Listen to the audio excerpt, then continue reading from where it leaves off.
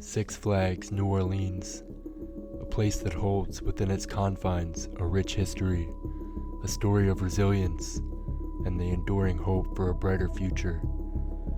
Today we'll explore the captivating narrative of Six Flags, New Orleans, a once thriving amusement park and its roller coaster ride of triumph and tragedy.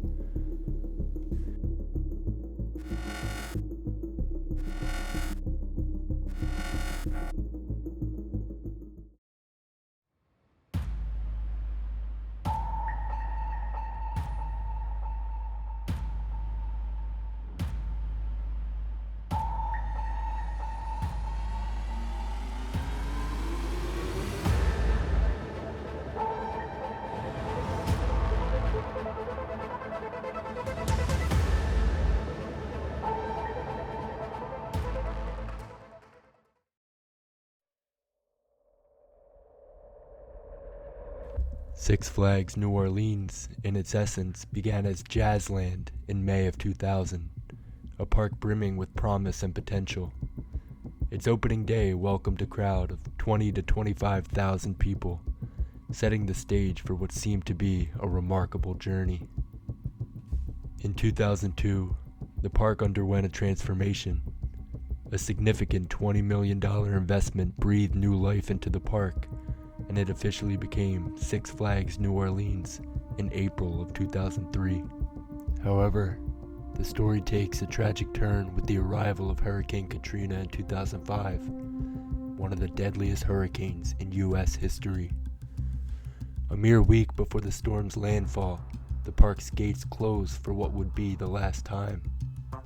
The park's drainage system, though well-intentioned, was overwhelmed by the hurricane's fury, leading to extensive flooding. Katrina's devastating impact on the park was profound. A significant portion of the park was submerged, around 80% to be exact. The floodwaters corroded structures and perpetuated further damage. Mold became a menacing force for the park, complicating the already formidable task of salvage. Tragically, most of the rides were declared total losses, with only one being able to relocate to another Six Flags park. The park's fate was further sealed by insurance complications.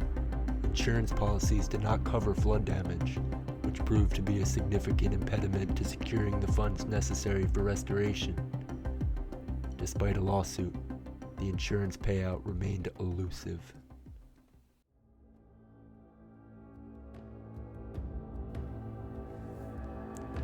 Over the years, numerous attempts were made to breathe new life into Six Flags New Orleans. Southern Star Amusement in 2008 sought to revitalize the park. However, as the challenges and costs mounted, the project became increasingly unfeasible. Plans for a Jazzland outlet mall similarly fell through due to fierce competition. Despite these setbacks, the eerie beauty of the abandoned park proved to be a draw for filmmakers. It served as a backdrop for major movies, including Percy Jackson's Sea of Monsters and Dawn of the Planet of the Apes. Today, there is renewed hope on the horizon for Six Flags New Orleans.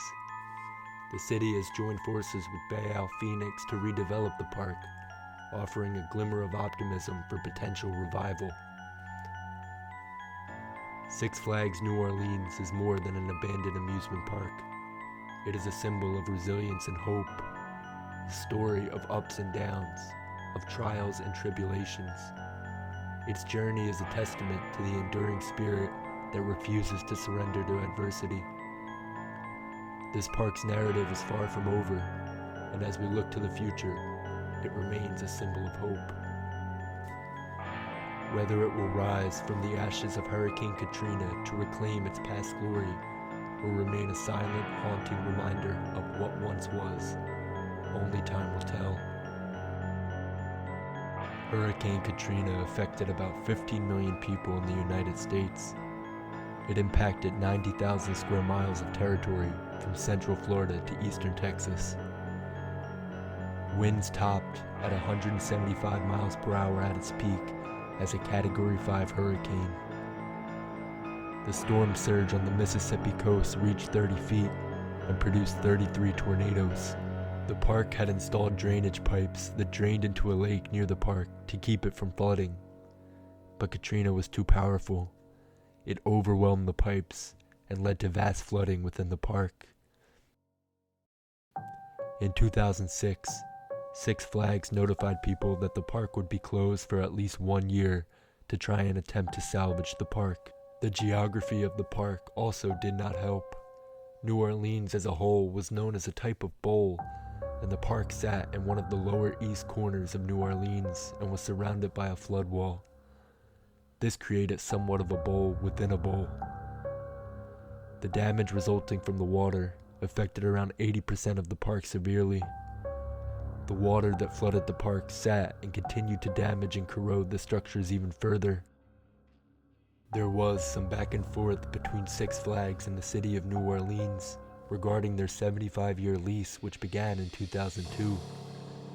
Six Flags felt the park cannot be salvaged or repaired and wanted to prematurely terminate the lease.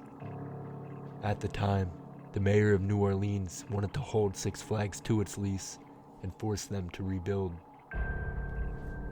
After estimating the total damage done at $32.5 million, Six Flags was only able to obtain $24.4 million from the insurance companies. They would later go on to sue for the remaining $17.5 million. The court sided with 6 out of the 7 of the insurance companies in the lawsuit, but noted that the insurance companies' policies did need to be reworked to be less ambiguous.